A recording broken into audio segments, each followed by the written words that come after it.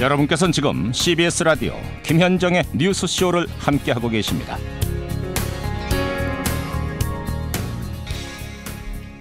많은 분들이 기대에 섞인 문자들 보내주. 최홍팔님 1대 0으로 한국이 이길 것 같습니다. 2대 1로 이길 것 같습니다. 이대만님 2대 1이 제일 많네요.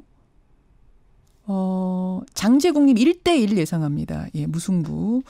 2대 1로 질 것 같습니다도 이런 문자도 들어오고 있는데, 변상욱 대기자 어서 오십시오. 네, 안녕하십니까. 뭐 또 축구가 있는 날은 축구 얘기 조금 해야죠. 저는 일단 어떻게 예상하세요? 이택수 대표하고 저는 했어요. 2대 1, 저는 1대 0. 전 예상 안 합니다. 왜요? 가만히 있으면 결과 나오는데 그걸 미리 예상하느라고 고생을 하고. 그게 또 소소한 재미인데 그걸 기자들은 또 자기가 기사 쓸 분야 아니면은 관심 끊어버립니다. 너 인간이니 뭐 김비서 이런 드라마 봐야 되는데 드라마가 자꾸 끊어져 갖고 요새. 드라마가 중단돼. 좀 트렌드 좀 따라가 주세요. 축구 볼 땐 좀 봐주세요. 오늘은 한국전쟁 얘기를 해야 됩니다. 기자수첩에서. 예. 6.25 한국전쟁 이야기인데 1950년 6월 25일 새벽 4시 북한 인민군이 38선을 넘어서 남침을 감행할 때, 그때가 바로 1950년 브라질 월드컵 축구 개막식 날입니다. 개막전 날입니다. 이거는 아는 분들은 아세요. 그러니까 북한이 38선 넘어올 그때 브라질 월드컵 축구의 개막전이 열리고 있습니다. 멕시코가 브라질한테 골을 막 먹을 때죠. 근데 어제 이겼다니까 참 이상한 감회가 좀 돕니다만. 아무튼 그래서 올해는 6.25 전쟁 기념의 월드컵 축구의 한반도 평화체제 구축을 위한 우리와 북한, 미국의 협상이 이제 막 겹쳐진 거죠. 그러네요. 그러니까 물론 뭐 지금 싱가포르 선언은 끝났습니다만, 싱가포르 회담은 끝났습니다만, 한반도 이슈가 한참 진행되고 정전협정 이야기가 오고 있는 이 와중에 월드컵이 개막을 한, 그때 그 시절을 떠올리게 하네요. 해마다 이제 6월에 월드컵이기 때문에 4년마다 한 번씩 자꾸 이렇게 겹치게 되는데 올해는 더 뜨거울 때 겹쳤습니다.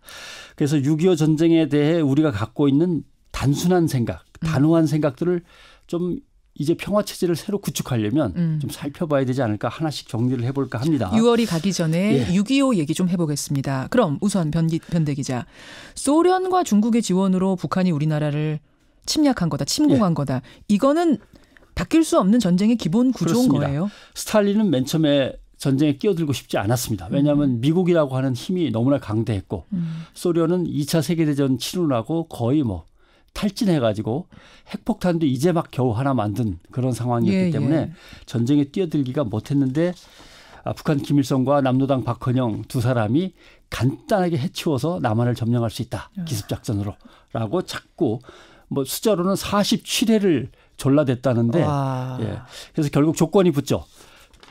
군대는 우리는 못 보낸다. 그 대신 중국이 군대를 보낸다는 조건으로 허락하마. 그래서 여기에 마오쩌둥이 이제 동의를 하고 전쟁이 시작됩니다. 마오쩌둥은 국민당과 공산당 중국 내전이 있었습니다.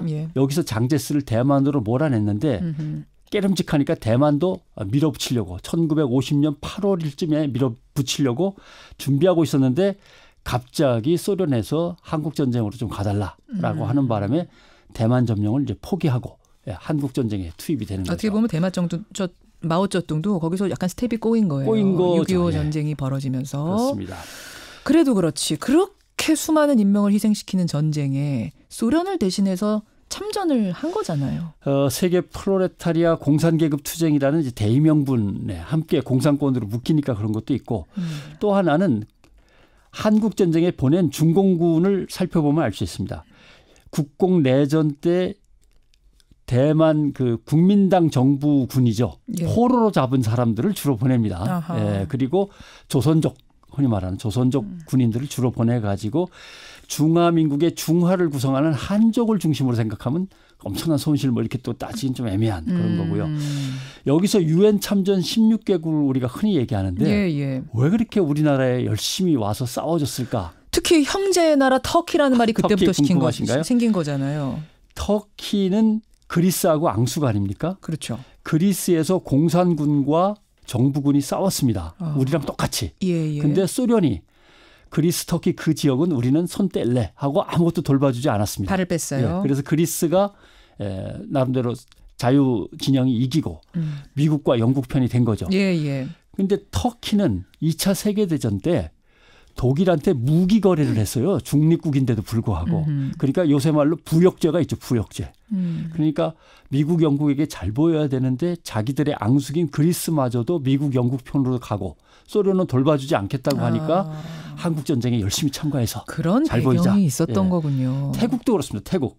중립국입니다. 예. 태평양 전쟁 때 미국과 일본이 싸울 때 무사히 넘어갔습니다. 예. 왜 무사히 넘어갔냐.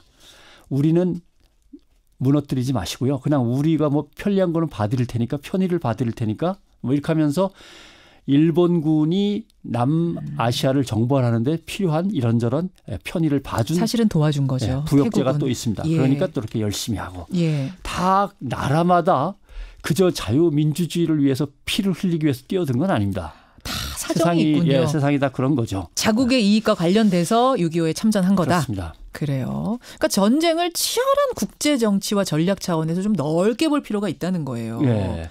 또 속속들이 들여다볼 필요도 있어요. 물론이죠.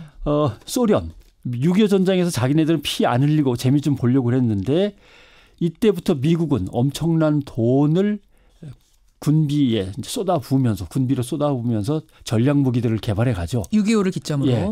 소련은 이걸 뒤따라가니라고 맨 처음에는 세계 두 강대국으로 이름을 날렸습니다만 결국은 무너집니다. 왜냐하면 경제가 무너지면 다 무너지게 돼 있는 그렇죠. 거죠. 그러니까 그렇죠. 북한도 이걸 봐서 압니다.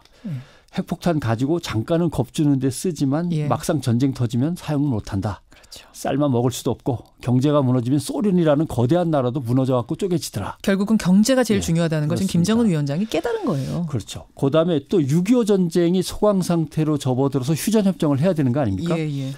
다시는 전쟁이 이 한반도에서 일어나지 않도록 하니라고 엄청 꽁꽁 싸맸습니다. 휴전협정을 길게 하면서. 예, 예. 북한, 유엔군, 중국이 서명한 휴전협정이 있고 전쟁 당사자 간의 군사정전위원회를 또 열게 돼 있고 그렇죠. 중립국 감독위원회를 또 거기다 다시 열게 돼 있고 예, 그래서 예. 복잡하게 꼼꼼하게 쌓아맸기 때문에 지금 그걸 다시 풀려면 예. 또 복잡해지는 거죠. 그러니까 지금 이제 우리가 평화 선언하고 그다음에 정전 뭐 협정하고 이게 금방 될 것 같지만 상당히 시간이 걸릴 거라고 보시는 거예요. 그렇죠. 전쟁과 분쟁은 폭발적이지만 평화협상은 아주 길고 지루한 과정입니다.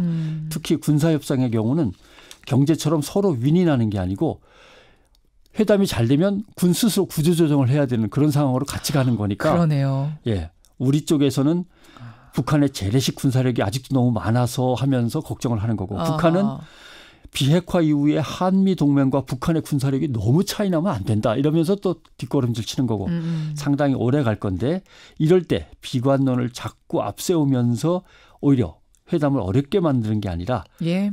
잘 되도록 이제 밀어주는 게 중요한데 그거는 차차 이야기를 하도록 하겠습니다. 예. 6.25가 이제 다음 주입니다. 6.25 앞두고 우리가 조금 미리 6.25에 대한 이야기들 나눠봤습니다. 변상욱 대기자 수고하셨어요. 고맙습니다. 고맙습니다.